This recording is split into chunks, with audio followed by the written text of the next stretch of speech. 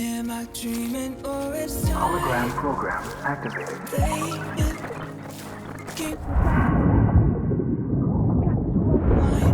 Been bleeding all my days lately into my nights, into moonlight. I'm rolling like a wave. Can I stay in your ocean? Take a holiday in this moment with you. I burn out like a flame, but your eyes keep me frozen. So what is up, YouTube? First things first, how about that track? That track is insane. I gotta give mad props. It's Ghost Lab. I forgot the name of the track. I'll link it below. Yeah.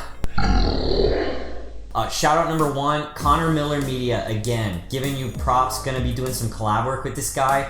Go follow him, Connor Miller Media, and I'll link that below or whatever. Dude, this guy went from like 0 to hero in the span of like Today, Junior? no time. Second guy, Florian LaChapelle. Belgium dude, I got it. I've got you right here, bro. So anyways, mad props to you both. You guys are crushing it and killing it. Anyways, mad props to you guys. All things aside, Amir Zakeri, go follow this dude. He's putting out gold gems and he's actually working on his next creative piece right now. So guys, we're just gonna hop in and we're gonna try to recreate his hologram effect. It won't be perfect, it won't be seamless, but if you do it and you spend some time on it your own, you're gonna make this thing happen. So let's hop in. Alrighty guys, we are fired up in After Effects and we are ready to roll. In your main assets folder, go ahead and drag that 1080 clip to the canvas and create a new composition right here. So first things first, let's scroll to the end of our timeline and we are going to go ahead and track our motion. So anyways, I'm gonna go ahead and I'm gonna create a new null object here and we're going to call this hologram track. And then we are going to go ahead and select edit target, hologram track, hit OK, and then hit apply and apply that to both the X and the Y. All right, cool. So we are good to go. We have our null set up. We have everything set up. So next thing we need to do is we need to go ahead and add our flare layer to our canvas, and we can turn that off, and then we're gonna go ahead and add what is gonna be our hologram layer to the canvas. Now, here's why this is really important. Because the way that the hologram works, we need to go ahead and pre-compose this layer. And we need to go ahead and pre-compose this entire scene into a pre-comp because we need to be able to handle this a certain way, and I'll explain that later. So go ahead and pre-compose the entire scene. We're gonna call this scene 1. And we're gonna go ahead and hit OK. And at scene 1, at about 5, we're gonna go ahead and clip our layer. So now let's go inside our scene 1. And again, we have everything set up the way that it already was, but we can go ahead and close our jellyfish and we can focus on our flare layer. So the first things first, let's go ahead and scale down our layer to something around like 20. And then let's go ahead and add a set matte effect. We're basically gonna unmult this and doing very similar to screen, but I like this method because it actually focuses on the luminance values a little bit more and doesn't give you that really weird screened effect or that whitish effect around the blacks or the dark areas. So go ahead and do that, set matte, then hit add fill color. And then you'll notice that you can go ahead and fill the color to whatever you want it to be. This is a good little tip and trick for unmulting, by the way. And then lastly, we're going to go ahead and we're going to apply a glow on that layer, set it to something around 15, the radius to maybe 2, and then the glow intensity to something like 0.1. And then let's go ahead on our intensity layer and add a wiggle expression. And on our wiggle expression, we're gonna add a frequency of 200 and 0.03 as being the intensity that we want it to. And we might even can bump that up a little bit more to like 0.6 and see how that looks. And depending on how much frequency you want, you can mess with that a little bit more and get the desired effect that you're looking for. Play with that, you know, come up with your own techniques and, you know, your own look for it, and yeah, make it yours. So 3D layer, we want to make this guy. right? And we want to make sure that we parent it to our actual hologram track layer. So now it's sticking, so let's replace it, make sure it's coming out of the phone, and all things looks good. Okay, so on our 3D layer, we're gonna want to make sure that we reorient this guy a little bit more. So we go over to our X rotation, and we're going to scale that back a little bit. Something like that looks pretty good. But what I'm gonna do is, as the phone's coming up, I'm gonna go ahead and set a scale animation. So maybe right about there is where I want it full swing, and then I'm gonna go back here and set it to 0. All right, cool. So once we have our animation set, let's go ahead and ease those bad boys, go into our graph editor, set up a little bit more of a smooth motion, and then check this out, looks good. Maybe move that out a little bit more. All right, cool. So now we've got this little vibrating, flare on our screen. And then last but not least, we are gonna go ahead and target our final hologram area, which is the jellyfish clip. So if you go ahead and turn that on, let us go ahead and run our script. So if you go up to File and you hit Scripts, and then you hit Run Script, locate your script from Production Crate, and then Hologram Script, hit Open, little pop-up box, and we are gonna apply our preset. Once that preset's applied, you have this awesome hologram effect, and we are ready to continue to composite this into our scene. So go ahead and scale him down. I might do something around like 40-ish, might even be a little bit bigger, 45. And then first things first, I'm gonna go ahead and create a mask because those hard edges are just bothering me. So double click rectangle tool, creates a mask around your entire area or your pre-comp right there. And then go ahead and hit -90 for the expansion. And we're gonna feather this sucker out a little bit more so it bleeds to our edge and kind of looks like, this hologram screen. Now again, we're gonna want to link that to our hologram track, reposition it to where it makes sense. Let's go ahead and see our flare on screen, and then yeah, it looks really good. Looks like it's coming out right there. And then let us go ahead and we are going to fix that flare. So if you go back to your flare layer and you go select on your fill, you can now highlight a better blue area. And then, kind of fine tune that. Comb that down to whatever you guys want. Again, this is all, to fit your scene, right? So in the hologram, on the projection, you're gonna want to set the origin for your projection rays to somewhere down where it's coming out of the phone.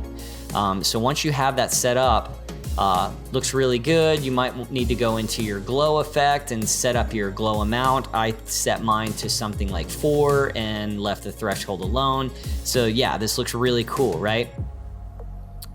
Looks really cool. For the sake of this tutorial, I'm not gonna go back in and show you guys like every single thing that I did, in order to set all those parameters back up. But a lot of this just depends on how you want it to fit your scene, right? So next thing that you're gonna wanna do is to go ahead and scale again that hologram layer. So we're gonna want to scale him down, and then we might want him to end right here. So leave the original right there, and then we're gonna go back and scale him down to 0. So maybe offset that, so as the flare comes in, then my hologram animates on. Now the one thing about that animation that I'm not digging right now is the anchor point location. So I'm gonna go ahead and I'm going to grab my anchor point, and I'm gonna bring him down here to the base, because that's where I really want him to animate and scale up from. So boom, looks good. And then again, I might go in here to my keyframes and add. All right, we got our cool little thing coming out of the phone. Flare, and our hologram looks really cool. Perfect. So step 1 and phase 1 done. Alrighty guys, so we are back here in our main composition. We have our pre-comp for the scene 1 set up, and we are gonna go ahead and create our transition. So if you'll go ahead and grab your secondary clip underneath, whatever that clip is, it needs to be the same length as the original clip. So your jellyfish layer here at the top, right? So my jellyfish layer is down there at the bottom. The next thing that you're gonna wanna do is go ahead and create a null object, and we wanna position that on the top. We're gonna wanna rename this camera transition, because this null object is going to handle all of our scaling and position for our transition in. We're not going to handle it with a camera, an actual camera. We're just going to handle it with a null and just set the position and scale, because this is probably a much more simple way to do this. So anyways, not probably, it is. So let's go ahead and set our position. And first things first, let's go ahead and make sure that our scene 1 is parented to our camera transition before we set up all of that stuff. So go ahead and hit S for scale, P for position, and hit the stopwatches on both. Go ahead and hit U again to pull up all of our keyframes, and then let's move out a couple frames. Doesn't have to be anything crazy, just a couple frames, because we want this transition to be really fluid and seamless. So go ahead and do that. And then we are going to go ahead and scale this bad boy up. So somewhere around like, I don't know, like 230 maybe or something. One of the things that you can do on your scene 1 layer is to go ahead and set your transparency down to like 50, and this gives you a better see-through look at your bottom clip, and you can line these position components up. So now go back to your camera transition layer, go back to your position, and we're just gonna line those jellyfish up, and we're gonna try to eyeball this a little bit to get this to look right about where we would want it if that transition was set up and we got it perfect. All right, it's kind of hard to see sometimes, so you just got to eyeball it and do the best you can. Maybe scale that back down to like 225-ish. All right, cool. That looks good enough for me. I'm not trying to get this thing pixel perfect or anything like that. So there's my transition. And then the one thing that you're going to want to do, you can go back to your opacity layer on your scene 1. Oops. Do not know what just happened there. So if I jack something up, is what it is. Whatever. All right, cool. All right, so opacity, set that back to 100. Let's go ahead and select all of our keyframes. We're gonna go ahead and go to our keyframe assistant, or F9 for easy ease. Go into our graph editor, and we're just gonna wanna start those a little bit slower. They, you know, kind of alley up and get a little bit faster, and then they slow down again. Something like that. It's very quick and it's very subtle. It's nothing crazy, right? All right, cool. Got that set up. Alrighty guys, next thing that you're gonna want to do is we're gonna wanna go ahead and set our opacity so we fade out our scene 1 at the same length and the same speed as we did with our camera transition. So if you go ahead and open your camera transition up, let's go ahead to our scene 1 and let's set our opacity. So go ahead and hit T for opacity, start that at 100, and then right here when it gets to the end, we're gonna set it to 0. So it literally fades out just as quickly as it gets there. Now you guys are probably thinking that looks nothing like what you did, and that really sucks. Well, that's all you guys signed up for, so you didn't pay. That's what you get. Bad jokes aside, we got some more work to do here to kind of get it to where we want it to be here, right? So first things first, let's go ahead and drag another copy of our jellyfish clip onto the layer above our camera transition. And what we are going to do is we're going to go ahead and set the scale of this down to about the same size it was when the transition started. If you want to go ahead and set the transparency on this to about 50% so you can see through this again, you're going to want to go ahead and set this thing up to where it kind of follows in suit and this grows with our transition. So go ahead and we're going to create a mask very similar to what our hologram did. Double click, and then on our mask layer, we're gonna set the expansion to -90, and we're gonna set our feather to 120. And then we are gonna go back to our jellyfish layer, and we are not going to link this to our camera transition. And I will explain to you why, because our camera transition is going at a different place and it's not pixel perfect to our ending scene, right? So our jellyfish clip here needs to end at the same place that our original scene does. So the best way to do this is just to line this initial scene up with the starting point of the animation right here, which we already did. So we can go ahead and hop into here and set a position. we can set a scale key, and then we can go to the end of our animation, and all we have to do is hit 960 by 540, which sets our anchor point to 0, and then scale it up to 100%. And you'll notice if we go back and we play this back, boom, it kind of grows in with our hologram. Now, what we can go ahead and do is we can also set our transparency up. So select opacity at the beginning of that, go back to your keyframes, and then at the very end, we're gonna want this to be at full on 100. And then at the very beginning, we want this to be at 0 because we don't want that showing up until the animation is slightly running. So you'll notice when we play it back, hologram's sitting there and everything kind of grows in together. Still looks a little bit wonky, and the best way to ease that out or to fix that is to go ahead and set all these to easy ease. And again, we would go into every single one of these and set up a very similar ease model, right?